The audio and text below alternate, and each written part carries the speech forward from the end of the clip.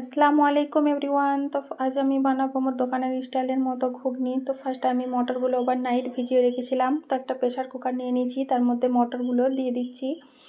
নুন হলুদ ও সামান্য পানি দিয়ে এটা সেদ্ধ করে নেব। তো 3 থেকে 4টে সিটি দিলেই আমার মটরগুলো সেদ্ধ হয়ে যাবে। একটা কড়া নিয়ে নিয়েছি, তার মধ্যে 4টে এলাচ, 4-5টা লং, 2টো শুকনো লঙ্কা, 2টো কাঠ, 1 টেবিল চামচ পরিমাণের মতো জিরে, 1 টেবিল চামচ পরিমাণের মতো মৌরি, 1 টেবিল চামচ পরিমাণের মতো ধনে দিয়ে ভালোভাবে একটু নেড়েচেড়ে ভেজে নেব। তো বেশি ভাজার দরকার নেই, হালকা একটু গরম হলেই সেন্ট উঠলেই এটা নামিয়ে নিতে হবে।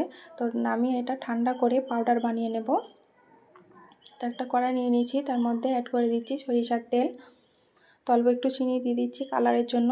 এবার পেঁয়াজ কুচি দিয়ে নেড়েচেড়ে একটু গোল্ডেন ব্রাউন করে ভেজে নেব।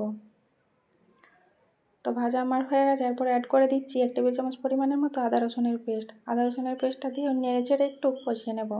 তারপরে অ্যাড করে দিচ্ছি আলুগুলো ভালোভাবে একটু নেড়েচেড়ে কষিয়ে নেব।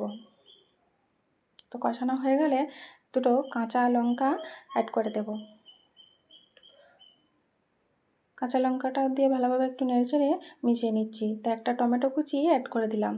টমেটো কুচিটা দিয়ে ভালোভাবে নেড়েচেড়ে একটু কুক করে নেব। তো কালারের জন্য দিয়ে দিচ্ছি 1 টেবিল চামচ পরিমাণের মতো হলুদ ও লঙ্কা। ভালোভাবে নেড়েচেড়ে মিশিয়ে নিলাম। তো স্বাদ মতো এবার লবণ দিয়ে দিচ্ছি। লবণটা দিয়ে ভালো করে একটু মিশিয়ে নিলাম। এরপরে অ্যাড করে দিচ্ছি 1 টেবিল চামচ পরিমাণের মতো ধনে গুঁড়ো ও কালো গোলমরিচের গুঁড়ো। আরও ভালোভাবে নেড়েচেড়ে মিশিয়ে নিলাম।